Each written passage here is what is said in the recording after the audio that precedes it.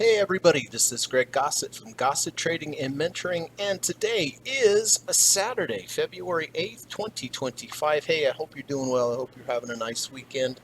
Hope you had a good trading week last week, and I appreciate you tuning into my weekend review. In the podcast today, the format is as follows. First of all, we are going to run the U.S. legal disclaimer. Secondly, we're going to come back. We're going to take a look at all the trades that I made last week. We're going to take a look at all the open trades, all the closed trades. We're going to talk about when I enter my positions, why I entered the positions, what the confluences were, what the signals were, and the combination of everything that I look at to decide, okay, I'm going to take this trade, and then we're going to see how they worked out. We're going to talk about where I placed my emergency stops, my end-of-day stops. We're going to talk about how I took partial profits when the market moved a certain amount in the direction that I wanted it to. We're going to talk about overhead resistance levels. And so basically, we're going to talk about why I entered the trade and how, more importantly, how I am managing the trade going forward. And so I hope it's going to be helpful for you to get an idea of how I look at charts, how I look at setups, but always, always, always most important, how I am looking for confluences and combinations of different levels, different indicators, different signals to get into my trades. After that, we're going to talk a little bit about trader psychology. Most important skill in trading is the ability to sit on your hands and wait for the trade and the signals to form and then take that trade. But after you take that trade, you need to have a very defined process of what you're going to do, regardless of what the market does. So, in other words, if the market does this, then I know that I need to do that. If the market does that, then I know I need to do this. If you just do it in the spur of the moment, impulsively, okay, I think this is enough, or okay, I think that's going down, so I'm going to get out, or I think I'm going to stay in because of this. Really, in the long run, it's not going to work out. You need to have a good defined process, and more importantly, you need to follow that process. Not every trade's going to be a winner, obviously, but you need to have some big wins in order to pay for all the inevitable losses that you're going to have. And so you need to have a plan. You need to have a blueprint that says, well, I'm not supposed to do anything here, so I'm not going to do anything. Or I am supposed to do something here, so I need to take action. So it's important in your trading, get yourself a process and follow that process, whatever it takes. And that is what trading psychology is about. So we'll cover that. And hopefully that will be helpful for you. Hopefully it will all be helpful for you. And if it is, I would appreciate it if you could hit the thumbs up button or subscribe to the channel. It really helps the channel out, lets YouTube know there's some valuable content here, and I would really appreciate it.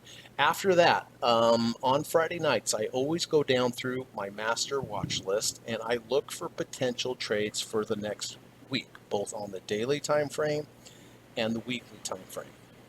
It's one of the best things that you can do to improve your trading. I've done it for almost 30 years now, and there's something kind of magical about looking at charts when the market's closed and going, okay, here's IBM, for example.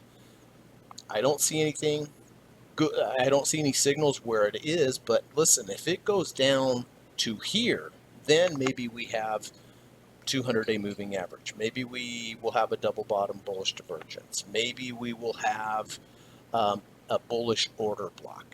The point is, I can look at any chart and say, okay, if it got to there, that's where I would want to buy it because of this, that, and the other, all the stars lining up at that level. Now, it's not always going to get there, but very often or sometime during the week, something's going to get to that ideal spot. And that's what I'm going to show you. So both on the daily time frame and the weekly time frame, I'm going to show you all the markets that are interesting to me and the exact spots that if they got to, that would be a good risk to reward setup. There would be an edge in that trade. So that's what we'll do both on the daily time frame and the weekly time frame. And I hope that will be helpful for you.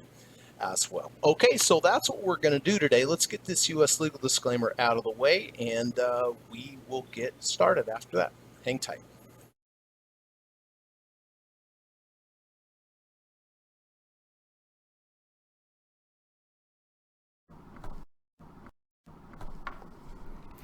This video or live broadcast, like all instructional materials produced by Gossett Trading and Mentoring LLC, is created and published for informational and educational purposes only. Please carefully read and or listen to the U.S. government required disclaimer before watching this video or live stream broadcast. The video link and disclaimer text are located in the description section of this video or live broadcast, here and here. Thank you so much.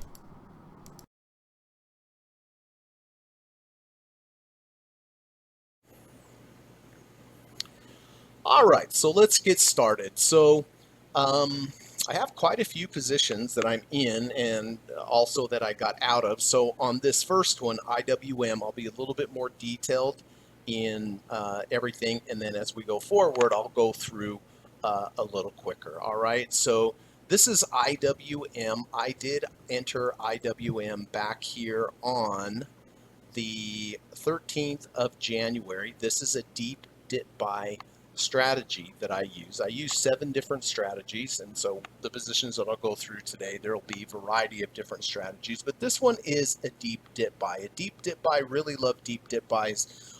They incorporate using the 200-day moving average, the 250-day moving average, the 300-day moving average, and also the 30 RSI. But on this one, the particular one that I took on the 13th, I bought this on the 13th at $217.40. Why? And what were the confluences of when I bought this? Well, the reason that I bought this was intraday, we rejected the 200-day moving average, key moving average. Large financial institutions, savvy traders like to come in, use this 200-day moving average as their line in the sand. And on the particular day that I bought it, again, it did reject the 200-day moving average, and it also formed a V1. A V1 consists of 2 bars, bar 1, bar 2. Bar 2 goes under bar 1's low, closes above bar 1's close. It's not an entry signal by itself, but when you incorporate it into other strategies, it's a really good entry signal. And if you'd like to learn more about V1s, V2s, you can go to my YouTube channel in the lessons playlist, and I have an entire video on them. And then I also use V2s. V2s use 3 bars, but this was just 2 bars. Bar 1, bar 2. Bar 2 goes under, washes out, bar 1's low, closes above. So that in conjunction with the rejection of the 200-day moving average was my entry. So first thing, when I enter a trade, the most important part about trading really when it comes down to it is your position size. And there's 2 components that go into deciding how many shares I am going to buy. The first one is what dollar amount do I have in my trading account? And number 2 is what is the average true range? Right now you can see the average true range is $7.36. So you need to position size based upon volatility, and this average true range does that automatically. So let's just say I have a $100,000 trading account. 1% of a $100,000 trading account is $1,000. If I have a $50,000 trading account, 1% is $500. If I have $1 million trading account, 1% is $10,000. So the first step is that how much do I have in my account? Okay, I have $100,000. 1% of that is $1,000. I divide the $1,000 by the value of the 2 ATR. The value of the 2 ATR is 736. So divided by 7.36 tells me to buy 135.8 shares. I round that up to 136 shares. That's the correct amount for the way that I trade to buy based upon my account value and the current market volatility. So rejection of the 200-day moving average is why I entered the trade, and the V1 I entered at 217.40. First thing I do is now I buy my 136 shares. First thing I do is I take the value of the 2 ATR and I put a line exactly $7.36 below. That is my emergency stop. So if I have 136 shares and it goes down $7.36, how much have I lost? I've lost 1% of my account. So it's nice going into a trade going, okay, I know in the worst case scenario what my loss is going to be. Now, the good news is this only happens about 5% of the time. 95% of the time, if I have a loss, it is going to be my end of day stop or my end of bar stop. And my end of bar stop on this particular setup is just simply a close below the 200-day moving average. That's really the reason I took it in the first place, right? So if the next day had just closed below the 200-day, I might have got out, maybe for a 0.1% loss or 0.2%, because we know the maximum loss is here at the emergency stop, in which case I would have lost 1%. But you can see that's a good risk to reward ratio. If it just closed below the 200, I'm simply out of the trade. But luckily, it did not do this. And by the way, I wait for the close of this bar for the end of day or end of bar stop. If it hits my emergency stop, I'm out immediately, whether that's first thing in the morning or right before the market closes, anytime during the day. If it gets to my emergency stop, I'm immediately out because I know now I've lost my 1%, and that's the most that I want to lose on any one trade. But the end of our stop, I wait for the closing price because the closing price is most important. Okay, so my setup, rejection of the 200-day moving average, cherry on top is the V1. I enter at 217.40. I place my emergency stop 2 ATRs below. My end of bar stops are closed below the 200-day moving average. Now, after I've placed my emergency stop, I know where my end of bar stop is. The next thing I want to do is I want to take my entry price and I want to look for the value of the 1.5 ATR. Right now, the 1.5 ATR is 552. I want to take my entry price, add 1.5 to it, and this is this orange line. This is my trailing stop level. If it gets to this level, if it ever reaches this level, then I go into what is called trailing stop mode. And what it doesn't mean I do anything, it's just now I'm in trailing stop mode, which means now in the future, if I have a close below a previous bar's low, I will exit half of my position as a precautionary measure, because now what I'm doing is I'm tightening up my stop because the markets moved in the direction that I wanted them to move. Therefore, I don't want to give it all back. So if it gets to 1.5 ATR trailing stop level, then in the future, if I have a close below a previous bar's low, I will get out of half. Okay, so everything we've talked about so far, the position sizing, the emergency stop, the end of bar stop, going into trailing stop mode, these are all defensive moves. But I also like to play, or in other words, if it goes against me, I'm going to take some type of action, right? That's all defensive. But I also like to play offense in my trading. And the way that I play offense in my trading is I take partial profits on days where the market moves a certain amount from the previous bar's close. So I'll show you exactly. I'm in this trade right now. What I do every day is I look at the closing price, 225.96, and I add the value of the 0.45 to it. Right now, the value of the 0.45 ATR is $1.66. So going into Monday, I take the closing price, 225.96. I add the value of the 0.45, which is $1.66. Okay, my first profit target for Monday is 227.62. It's my first profit target. Now I place 3. So 227.62 is my first. Now I take 227.62. I add the value of the 0.45 to it again, plus 1.66. My second profit for Monday is 229.28. And I do it one more time. I take my second profit target, 229.28, plus $1.66. My third profit target for Monday only is 230. 30.94. So I placed 3 limit orders in the system for Monday, the 3 profit targets that I just went over. And now the question is, how much do I sell at each profit target?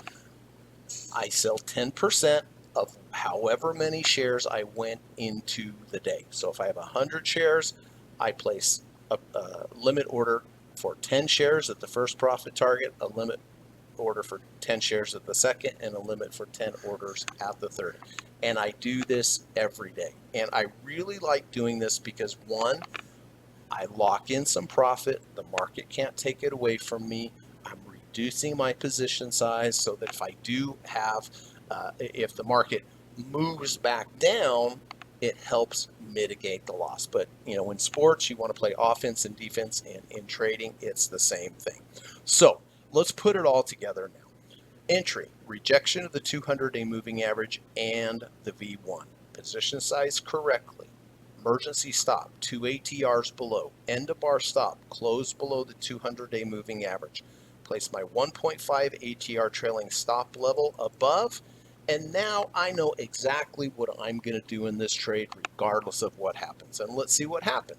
So when I entered here, 217.40, next day it moved up. It moved up enough for me to take one profit target off, 10% of the amount of shares that I went into the day with. Okay, so I've locked in a little bit of profit. Market can't take it away from me. I have fewer shares. The next day, up again nicely. Big up day, actually. I hit 2 profit targets, 2 or 3, I can't remember, but looks like it could potentially be 3. So right off the bat, I've sold shares, locked it in. On this particular day, in addition to the profit targets, the multiple profit targets that I took, I also got to trailing stop level, which means going forward now, if I have a close below a previous bar's low, I will take half. Next day, basically unchanged. Next day, up, took some more profit targets. Next day, up again, took 2 profit targets on this particular one. So, it's a great trade, right? Just great, just straight up. Then we moved sideways for a few days. No profit targets, didn't do anything. And then here on the 27th was our first day that we had a close below a previous bar's low after reaching trailing stop level. So however many shares I had going into that day, because remember, I'm taking profits here, so it's different than what I started with, I took half off for a gain of 4.35%, which really helps because now I have a lot fewer shares. It's moved nicely my direction. So if I do have a move back down, it's going to mitigate. So following the rest of the trade, we had some sideways motion. Here on the 30th, I hit another profit target. And then we moved sideways, nothing. Here on the 3rd, we went down. So obviously no profit targets. Here on the 4th, hit another profit target. Next day, hit another profit target. And then, of course, on Friday, we were down. So still in this trade, the remaining shares that I have on this particular trade are up 3.73%. And a couple weeks ago, like I said, I did take off half at 4.36%. So if it goes down and closes below the 200-day moving average, what do? I'm going to get out. If it continues to move up, I'll continue to take profit targets. If we get into the 65 RSI level range, then I have another criteria that kicks in, that if we get to 65, then the 5 EMA comes into play, and if I close below the 5 EMA, I'm just completely out of the trade. If it goes higher, in addition to taking the profit targets along the way, if it gets to the 70 RSI and rejects it, then I'm going to take off another half of whatever I have remaining. And then in the future, if we have a close below previous bar's low, then I'm completely out of the trade. So if you're new to this channel, you might think, boy, these are a lot of rules and complicated. But you know what? They're really not. You just have to be taught, and then once you have them, you just know them, and they really work. Like I said, I've been trading for 30 years. Every rule that I have, there is a real reason to have that rule. And, again, offense, defense, and sometimes I may get out of the 70 RSI, and 2 weeks later it's a lot higher. But listen, it's okay. I like to start with good risk to reward ratios. If I'm wrong, I'm out quickly. If I'm right, I get to the point to where, okay, this is probably about as far as it's going to go. I just take those profits and recycle them into a new trade that has a better risk to reward ratio. Yes, sometimes I'm going to get out and it's going to keep moving. Oh well. But I like to take the meat of the move, take that money and then reinvest it into a new trade that has a better risk to reward ratio. And by the way, like I said, I do trade 7 different strategies. I have a one-on-one course. I've been teaching people from all over the world. It's a 15-hour course where I teach you step by step each strategy, each rule. When you're done with this course, you'll know all 7 of these strategies like the back of your hand. I love to teach. I've taught people from absolute beginners all the way up to the hedge fund level. So, if you're interested in taking this course with me, the one-on-one course, and by the way, one-on-one really is the best way to learn anything. I teach these in the evening time via Skype. And so if you're interested, my email is in the link of this YouTube description. Just send me an email and we can get the conversation started, but I'll talk a little bit more about it later. But again, if you're looking at all these rules thinking, how would I ever learn these? Well, that's how. And, I'm talking about process. I also teach my students a correct process to follow. But whether you learn it from me or whether you learn it from someone else, you have to have a good process. And more importantly, you have to follow it. So here, okay, so IWM remaining shares up 3.73%. All right, let's go to INDA. Okay, so INDA. Now, this is a different approach. This is a different strategy. I bought INDA back here on the 21st of January. Why? Okay, let's look to the left, and you can see this bar with it highlighted green.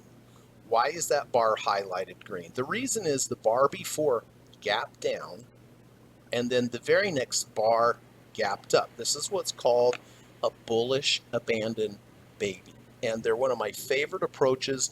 Bullish abandoned babies, bullish island reversals, they're almost exactly the same. It's just one uses one bar, the other uses multiple bars. And if you'd like to learn more about island reversals, abandoned babies, go to my YouTube channel again, have a video there on abandoned babies and island reversals. So when this happens, about 70% of the time, so if you gap down and gap up, 70% of the time, you look out into the future, that market's going to be higher. Not all the time, more times than not. So what I like to do when abandoned baby, I could have bought the abandoned baby right here, but what I like to do is I like to wait for the price to come back down to the top of the abandoned baby. So here on the 21st, I did get long at $50.83. So with this particular strategy, I don't phase out. I don't have trailing stop levels. This one's so strong in my experience that when I enter this trade, I just have one exit, either a loss exit or a profit exit. So when I entered here at $50.83, I have a 2 ATR stop if I'm wrong, and I have a 4 ATR profit target if I'm right, which is correct trading. You want to have asymmetrical trades. If you're right, you want to win more than if you lose. And like I said, this particular approach, about 70, somewhere 70, 73, 74, 77, I don't know exact, but about that range, about 70 plus percent of the time, I will make twice as much as what I lose. Okay, so I put a profit target in here at 52.76. I put a stop loss in here at 49.77. Again, if I lose 2 ATRs. If I win, I make 4 ATRs. So I've been in this trade quite a long time. Been up a little bit, but down. You can see I got very close to my stop loss here, but it recovered. Then it moved up nicely. At the beginning of the week, we were up. But currently, we are down So this is just kind of one of those set it and forget it trades. And so far, this particular trade is down about 0.59%. So one of two things is going to happen. I'm going to hit my 2 ATR stop, or I'm going to hit my 4 ATR profit target. And it's kind of a nice, easy trade. But again, the root of the trade starts with this abandoned baby. And like I said, a lot more times than not, when these happen, it indicates at least a short-term bottom. And when I look out into the future, more times than not, it's higher. And you also have bearish abandoned babies, bearish island reversals. And when those happen, more time than not in the future, we're going to be lower. But this one, underwater at the moment, down 0.59%.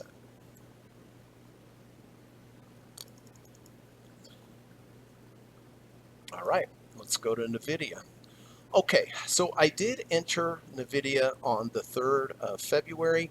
Again, this is a deep dip buy. Again, deep dip buys use the 200, the 250, the 300. I really like these trades because they give me a very definitive line in the sand. I enter the trade here on the 3rd of February. Why? Because of the rejection of the 250-day moving average. During the day, we went below it. At the end of the day, we closed above it, showing me there were no more sellers under this 250. So I got long on the 3rd of February at 117.10. Position size, like I mentioned at the beginning of the video, I placed my emergency stop 2 ATRs below. My end of our stop is simply a close below the 250-day moving average. I placed my 1.5 ATR trailing stop level above, and again, if it starts moving up, the value of 0.45 ATRs, I take partial profits. Next day, moved up, enough for me to take one profit target. Next day, moved up again, enough for me to take one profit target.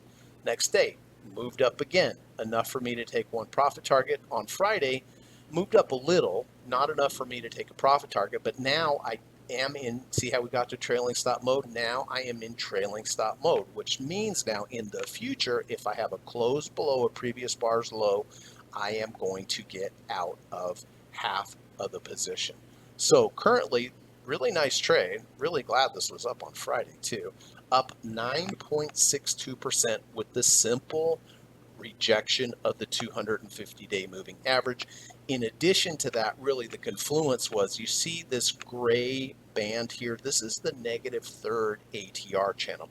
This also incorporates into the deep dip buy approach. So that was the confluence. The confluence of the day was, one, that we rejected the 250-day moving average, and two, we rejected the negative 3rd ATR channel. Remember how I like to have confluences. But really great trade. It's gone straight up since I bought it, up 9.62%. And by the way, if you'd like to learn more about deep dip buys, of course I teach this in my one-on-one course, but I also have a really good video course available at udemy.com. It's 9.5-hour course just specifically on the deep dip buy approach. You can use this for swing trading, you can use it for day trading, and the links in the description there.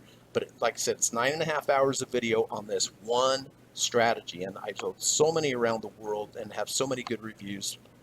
And so if you're interested in that, the link's in the description. So NVIDIA up 9.62% so far. And Caterpillar. All right, Caterpillar,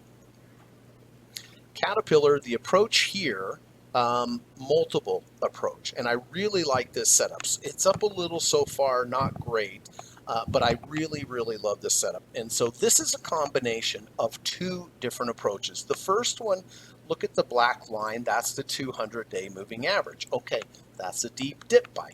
And the day that I bought it, on the 4th of February, I bought it at 361.70 because on that particular day, you can see we got two the 200-day moving average and bounced, showing that there were no more sellers under there. So just that alone is legitimate to take the trade. But in addition to that, you see the green box here. The green box is what is called an order block. And again, this is something I teach in my course, in my one-on-one course.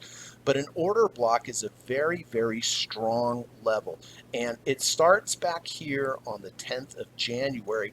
This was our biggest down bar close before we change market structure to the upside. So therefore, if you ever then in the future come back down and reject the green, the high of the order block here, that's a legitimate signal as well. But do you see how the high of the order block dovetails exactly with the 200-day moving average? That's a strong confluence, and that is why I took the trade. So I took the trade here at 361.70. I positioned the size correctly. I placed my emergency stop 2 ATRs below. Now, at this point, I have a decision to make. I have two potential exit points on this trade. One, because basically there are two strategies at the same time. One, a close below the 200-day moving average. I could use that. That's totally legitimate. Or two, a close below the low of the order block here at 348.52. Me personally, I'm going to use the closer stop of the 200-day moving average. I could use the bottom of the order block, but I'm just going to use the close below the 200, because if it closes below 200, I can just get out. And then if the next day it closes back above, I can just get back in. Makes sense? So, so when I entered here at 361.70, the next day didn't do anything but held the 200-day moving average. On Thursday, it did move up enough for me to take a profit target. So I did take one profit target off at a profitable level. And then on Friday, it gapped open and then reversed with the rest of the market. So this particular trade is up, not a lot. Looks like it's up about 0.52%, but the stop that I'm going to use is just to close below the 200-day moving average. And if it moves up, of course, I'm going to take partial profits. The orange line here is the trailing stop level. Hopefully we'll get there. I don't know. We may close under the 200 on Monday, and I'll just be out of the trade. So those are the four open positions that I have on the daily. Just a quick recap. IWM remaining shares up 3.73%. INDA with the abandoned baby down 0.59%. NVIDIA, the deep dip buy, currently up 9.62%. Caterpillar, the combination of the deep dip buy and the bullish order block, currently up 5.52%. So those are the open trades. And now let's go to the close trades on AMD. So I did enter AMD on the 5th of February at $11.70. Why? Okay, for a couple reasons. You see this line here. This is a channel line. What I did was I connected the bottom of this pivot point to the bottom of this pivot point. I drew it out into space. Usually, if you come back down and reject that channel, it's a good buy area, and that's where I did. I did buy at $11.75 because we rejected this line. I placed my emergency stop 2 ATRs below, and my end of bar stop was simply a close below the channel line, which happened on Friday. So I did get out. This was a losing trade, and I am out for a loss of 3.9%. So that was kind of a tough one, but I have to follow my rules, and I did get out of the trade on AMD. Okay, Shopify. Shopify was a short trade that I took on the 30th of January. Why? Well, I talked about bullish order blocks. This is a bearish order block. You can see this red box here is a bearish order block. The order block that I uh, configured all this off of was on the 17th of December. This is your highest up bar close before market structure change. We changed market structure on the 18th. So therefore, if you rally back up into the red box, that's the shortable area. You can see here on the 7th, it literally almost to the penny got there and rejected it. And then we went higher. And so on the 30th of January, the day that I shorted this, I shorted it because it rejected the high of the order block. So I did get short here, 119.52. I placed my emergency stop 2 ATRs above. I placed my trailing stop 1.5 ATRs below, and my end of bar stop is just simply a close above the high of the order block there at 119.85. So this is an interesting trade, and this really shows you some of the rules that I use, why they help so much. So I got short here 119.52. The next day, rallied hard but closed lower, enough for me to take one profit target off to the short side. The next day, we gapped down big time. I hit multiple profit targets here, locked them in at profitable levels. In addition, I got to my trailing stop level, which means now in the future, if I have a close above a previous bar's high because I'm short, I will get out of half. And then the next day, boom, we rally up and we close above the previous bar's high after reaching trailing stop level. I got out of half for break even. So at this point, am I positive on the trade? I definitely am positive on the trade because I took profits here, I took multiple profits here, and now I exit here at break even. So I'm break even, but really I'm up because of the profit targets that I took. And then here on the 5th of February, we closed above the high of the order block, so I had to get out, and I got out on the remaining shares for a loss of 1.9%. But it really was not a loss of 1.9% because of the profits that I took here. And then I got out, then we went down, and that's how it goes. So this was a very, very small loss on the trade, but you could see the advantages of taking the partial profits when you have them. But a loss here of 1.9. So the two positions that I had to get out on last week, loss of 3.9% and a loss of 1.9%. But you know what you'll see, and this is correct proper trading, when you're wrong, you should be out of trades quickly. If I have a really good winning trade, I may be in that trade for 7 days, 10 days, 20 days, 30 days. But when you're wrong, you're going to see that I'm out quickly. Maybe I'm in a trade for 1, 2, 3 days out. But when I'm in a winning trade, 7, 8, 9, 10, 11, 12, 15 days. But that is correct trading.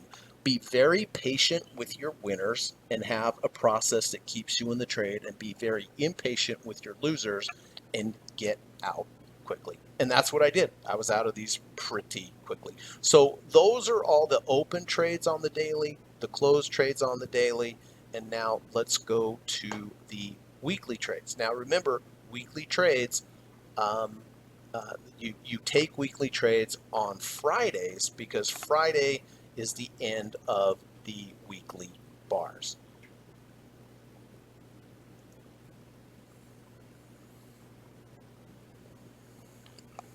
Okay, so this is HD.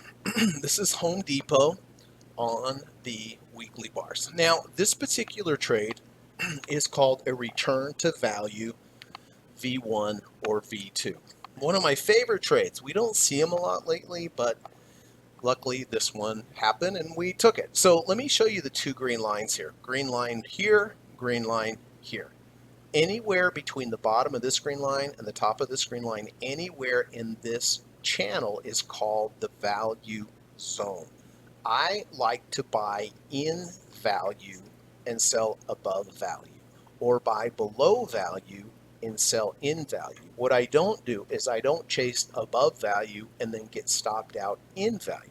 So the rules for return to value V1s, V2s is, first of all, we need to be above the value zone. You can see clearly here we were above the value zone. The second requirement is we need to come back into the value zone. And you can see we came back into the value zone. The next requirement is that we need at least 2 bars of stability, or in other words, that they don't inside bars or sideways motion. Not that we close lower and lower and lower, right? So we're above value, check. Do we come into value? Check. Do we have at least 2 bars of sideways motion? Check.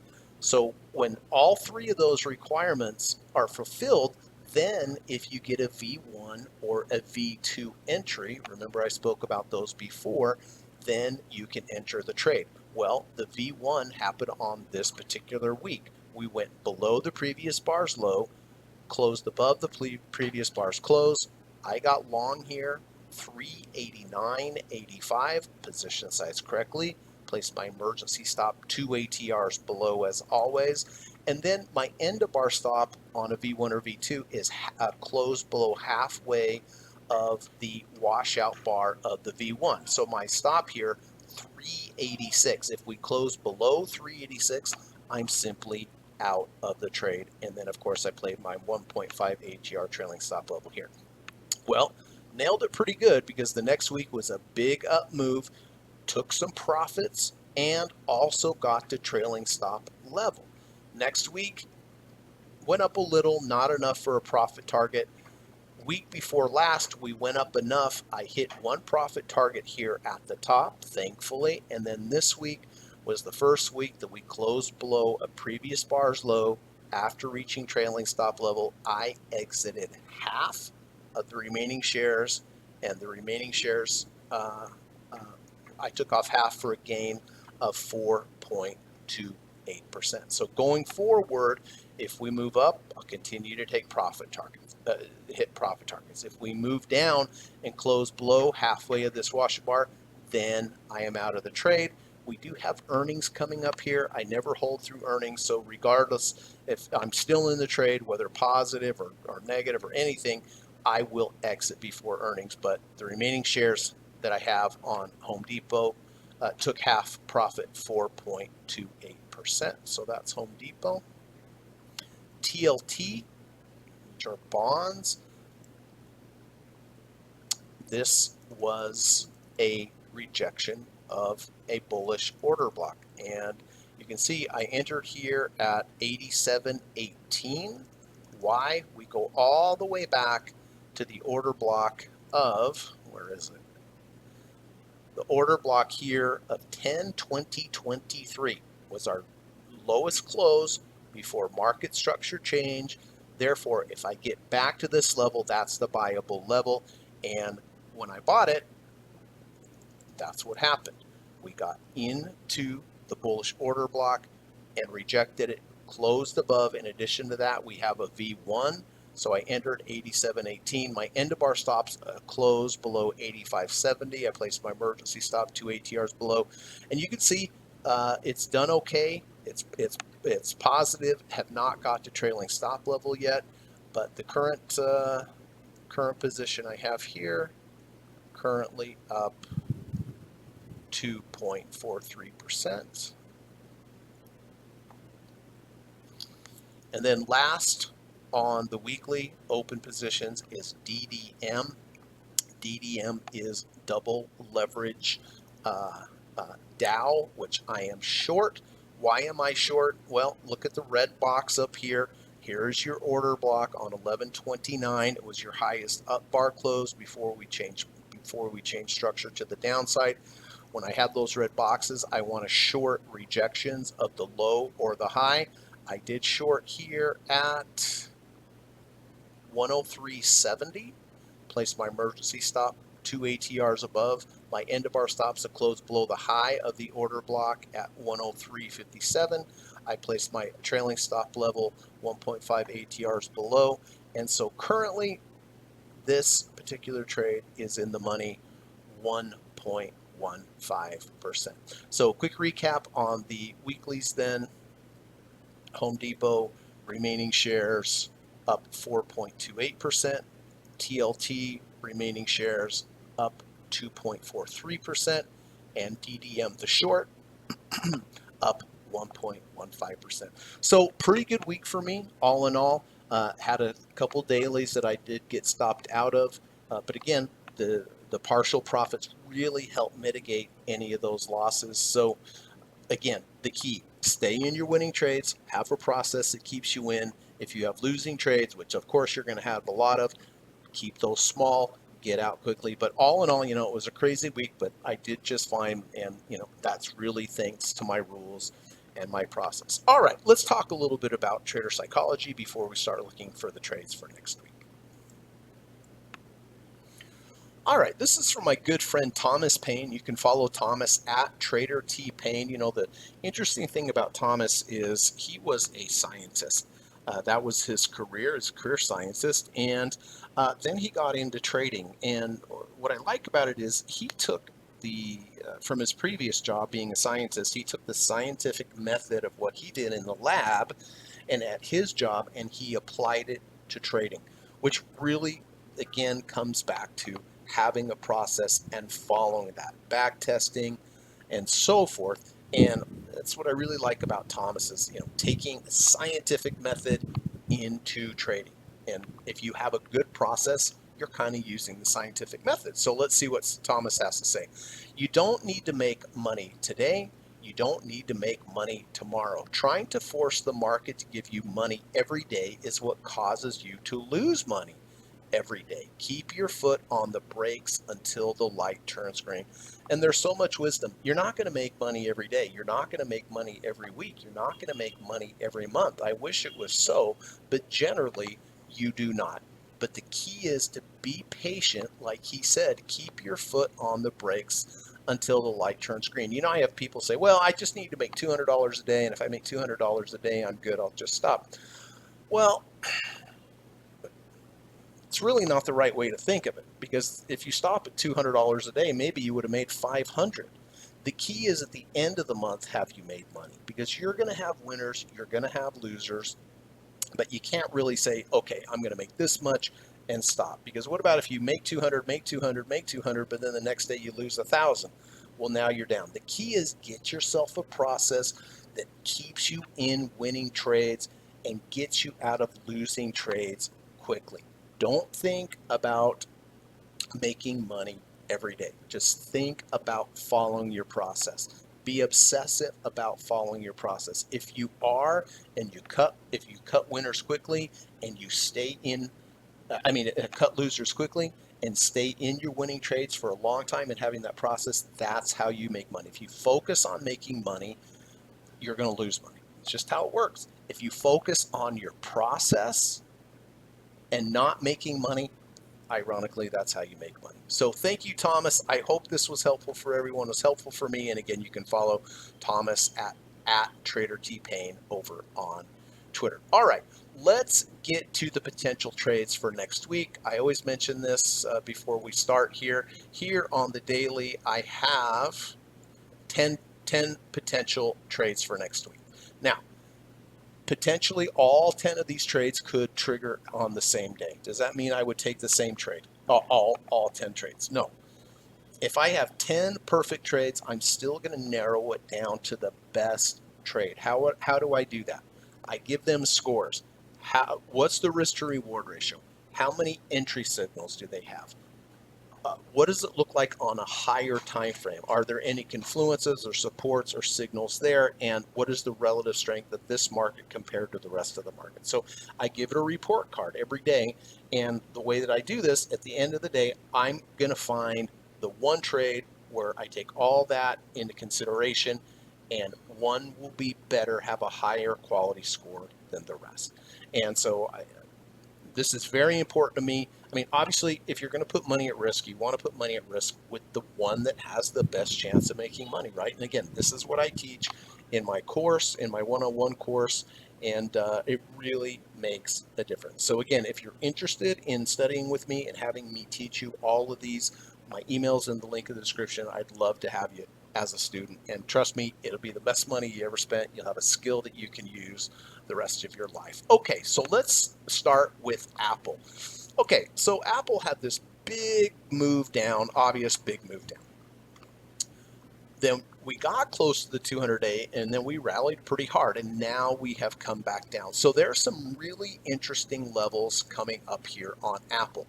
The first obvious one would be the 200-day moving average, the deep dip. This would be a really obvious level. The other level, which is not so obvious, is this green box here. This is a bullish order block going all the way back to, my computer's really slow here, all the way back to this order block, all the way back here in September of 2024. These things have memories. When you go out, they have memories. So two particular levels that I'm looking for. One, first would be a rejection of the 200-day moving average next week. That would give a good risk to reward ratio and a very defined level above the 200. I'm staying in, below the 200, I'm out. If it just slices through that, then if we can reject the top of the order block at 217.10, that would also be a legitimate entry point. Or if we reject the bottom of the order block at 214.33, that would be a legitimate order entry as well. So kind of somewhere in this area right here, I would anticipate a bounce. So the first thing I'm looking for is rejection of the 200-day moving average. The second thing would be a rejection of the high or low of that order block that I just mentioned. So, it's rare that you can get into Apple at the 200-day moving average. And so we may get that chance next week. But again, it may close below, and if it does, I'd simply get out. And then if it goes lower and rejects the high of the order block there of 217.10, that may be another entry point. So that's what I'm watching next week on Apple. Carnival Cruise Line, CCL. Okay, well, again, the market came down last week, and here we have an order block. Here is your lowest close before a market structure change or a new high was made. I would be looking to buy CCL with the rejection of the high of the order block at 25.95 or a rejection of the bottom at 25.08. Somewhere in this range is where I'm looking to buy CCL. Again, a rejection of 25.91, I could get long there, or a rejection of 25.08 here, the low. These are the two levels that I'm looking for because there should be some support there. So we'll see.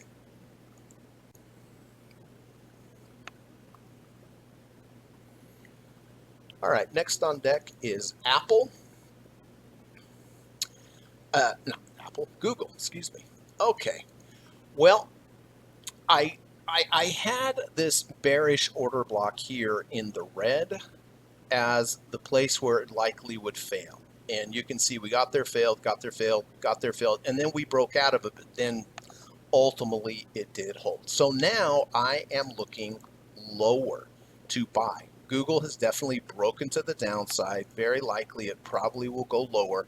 The areas that I'm looking to buy Google, first of all, is if we come down and reject that 200-day moving average, the black line. Will it get there? I don't know. If it does, I'll consider taking the trade there. If it goes further down, then we have the 250-day moving average. If it rejects there, I'll consider buying there. And then even if it goes lower, then we have an order block here. The high is 165.85. The low is 163.68. So really, I don't know how this is going to play out, but I do know the areas that I will be looking for rejections. The first would be the 200-day moving average. The second would be the 250-day moving average.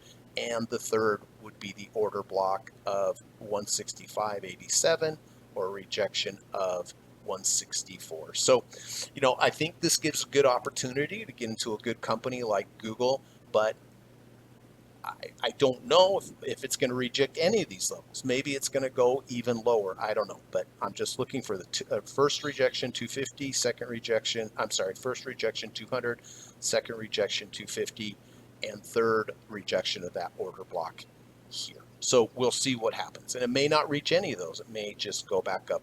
Not sure. So that's what I'm looking for on Google. Intel. All right, Intel, we have a really long order block that goes way into the past. And so far, it has rejected it every single time. I've traded Intel many times off of this level. And it goes all the way back here to the August 7th of 2024. Every time we rejected the low of this order block, the low of the order block's 1884. You can see we rejected it, went up, rejected it, went up, rejected it, went up. So is it going to reject this time? Yeah, I don't know. And we will probably find out on Monday. So at this point, really, I'm looking for a rejection of the low of that order block. Sorry, my computer's giving me some problems here. Yeah, uh, call it $19. Really, the rejection of 19. Right now we're at 19.10. So next week, if we reject the 19 and close back above, or in other words, reject that order block back from August, that's what I'll be looking for. And I took this trade here when we rejected, and that was a really good trade. And in the past, I've taken them too. So I think next week it's going to be really pivotal for Intel, because we might just break lower. I don't know, but I'd like to see a rejection basically at that $19 level and then close back above. If that happens, consider getting long Intel. MasterCard. All right, MasterCard, I am looking for a short. Why? Well, I am looking for, we have this trend line here. Do you see how we've broken the trend line now? We've stayed above this trend line for a long time. Now we have broken the trend line. So if we rally back up, and once you reject a trend line, very often you'll rally back up and test that trend line again. And if you reject that trend line, that's where I would be looking to get short. Because rejecting that trend line has shown something has changed. So it might just continue lower, in which case I could still wait for a check back up there. But if this happens quickly, like Monday, Tuesday, Wednesday, or sometime next week, if we rally back up, try to get above that trend line, and then close back below it, that would be a shortable area for me. Qs. Okay, so this is the Q market in general, and very interesting here. We have these three bars that I highlighted in red. What are these? You remember I was talking about abandoned babies and island reversal. This is an island reversal. We gap up, 3-day sideways, gap down. I mentioned last week, if we get back up into this island reversal area, very likely we will not get above it. Look what happened.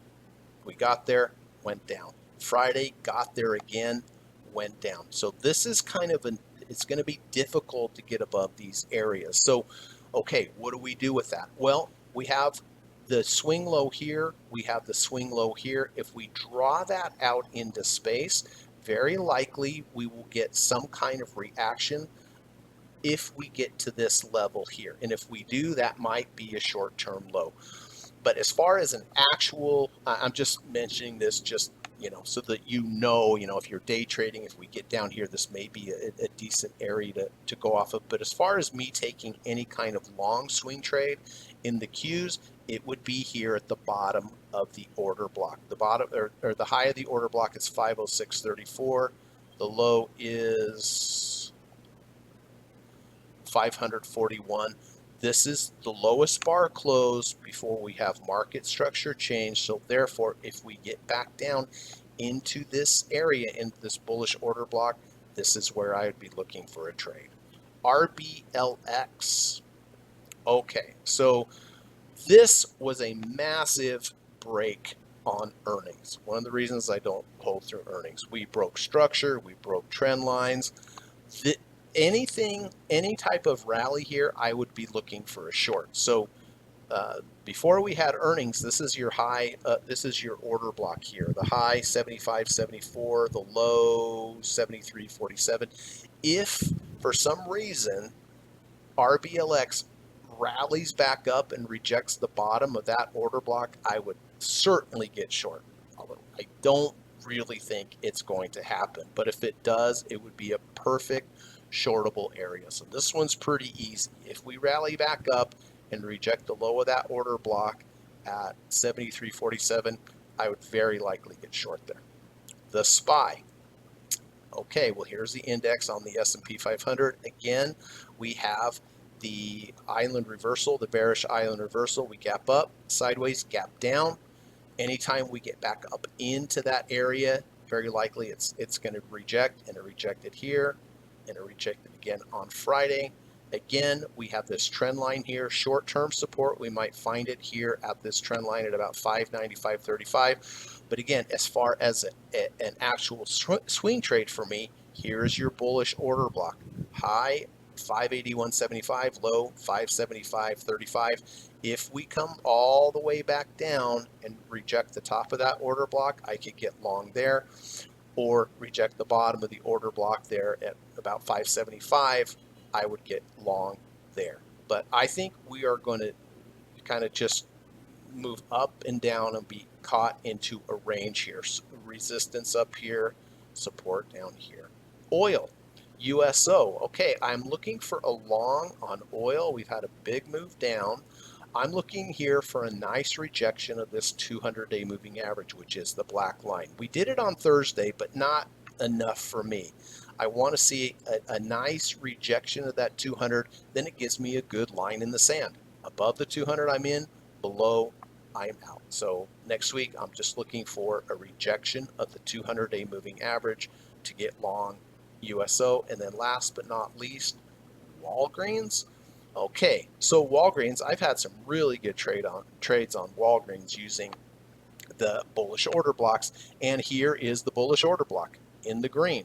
Lowest bar close before market structure change. Therefore, in the future, if we come back down and reject the top of the order block or the bottom of the order block, decent place to get long. This did happen on the 31st. I didn't take this though. Why? Yeah, it rejected the bottom of the order block, but it was not a good risk to reward ratio. I want to have something closer here.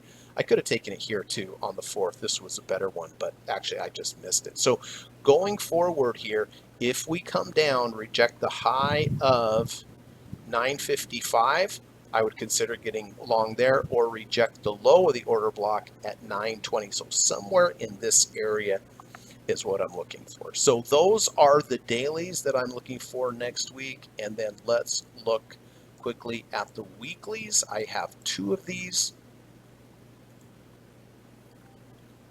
Look at Merck. Holy smokes, man. Incredible. Incredible. And you know, really what's incredible about it, we sliced through the 200-day moving average like butter. We sliced through the 250-day moving average like butter. We did stop at the 300-day moving average. I could have taken it there, but just from experience, I don't, even deep dip buys, I don't like to buy deep dip buys if they just have these huge skyscraper bars down. So really the level that I'm looking for, and I don't know if it's going to get there, but it may, is a rejection of this order block. And this order block goes all the way back to 9/23/22 years ago. But this is the key level, and you can kind of see this is where buyers were before it moved, you know, had a substantial move up. Is it going to hold this time? Really, I don't know. I just have to wait and see. But the level that I'm looking for there is high, is 83.29. Right now we're at 87.28. But if we do move down next week and reject the high of 83.29 on Friday, I will consider taking that trade right then and there. Or conversely, the low 79.65, I would consider getting long there with rejection of that as well. So that's what I'm looking for on Merck. I don't know if it will get that low. Oh, my girlfriend just walked in. So beautiful. She just came from the salon. You look lovely, honey. Say hi, everyone. She looks so nice. So those are the two levels that I'm looking for on Merck, is rejection of that long-term order block there. And then last but not least, Pfizer, PFE. Again, another order block. Here's the lowest low close on 426 before we change market structure. You can see the last time we got into the order block that it did bounce nicely from there, and we're getting close again. So will it? I don't know. The high of the order block is 24.94. The low is 23.71. So the first would be some kind of rejection on Friday of the high, or if it goes lower, a rejection of the low. So that's what I got, everyone. I hope this was helpful for you. If it was, I appreciate if you could hit the thumbs up button or subscribe. I'd love to have you as a student. I'll teach you everything I know, all the rules for all the different strategies. By the time you're done with that course, you really will have a skill that you can use for the rest of your life. So if you're interested, my email is in the link in the description. Remember, I have the online course available at udemy.com for deep dip buys. I think that's a really good place to start as well. If you have any comments or questions from anything I mentioned in the podcast here, put them in the comment section. I'll do my best to get back to you as soon as I can. Please try to go out and do something nice for someone today. It really would just make the world a better place if we all did one nice thing for another human being. And bonus, if you could do one nice thing for an animal, that would be great as well. But I appreciate you spending your time. I hope you found it valuable. I hope you have a good rest of your weekend. I'm still here in Santa Marta, Colombia, and a wonderful place. I have to go back next week. Kind of sad about that.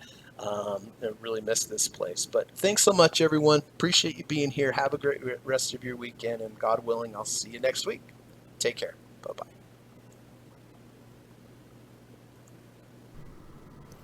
U.S. government required disclaimer. Stock, options, futures, and forex trading is not appropriate for everyone.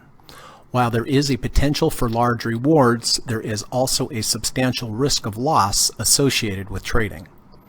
The material in this video or live broadcast is not geared towards any particular individual or to any particular financial situation and is not intended to meet the particular investment objectives of any viewer. This video or live broadcast, like all instructional materials produced by Gossett Trading and Mentoring LLC, is created and published for informational and educational purposes only.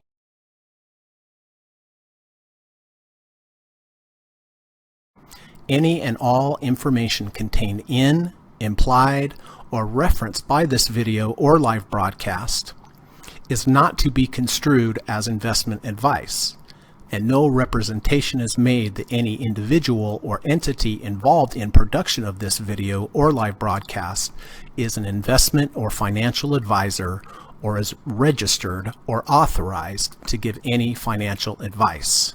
We are publishers and educators only. Therefore, the various producers of this video or live broadcast will not accept liability for any loss or damage of any kind which may arise either directly or indirectly out of the use of any of this material, including any loss of profit. No representation is made that any account or investment will or is likely to achieve the profit or losses demonstrated. We recommend consultation with a licensed and qualified professional before making any investment decision. This video or live broadcast is not to be construed as an offer to buy or sell any security, financial instrument, or financial product of any kind. Notice is hereby given that any individual or entity involved in production of this video or live broadcast or their clients may have an interest in any security, financial instrument, or financial product mentioned or referenced. Any simulated or hypothetical performance result depicted does not represent actual trading and therefore may under or overcompensate for the impact of various market factors such as lack of liquidity. Thank you.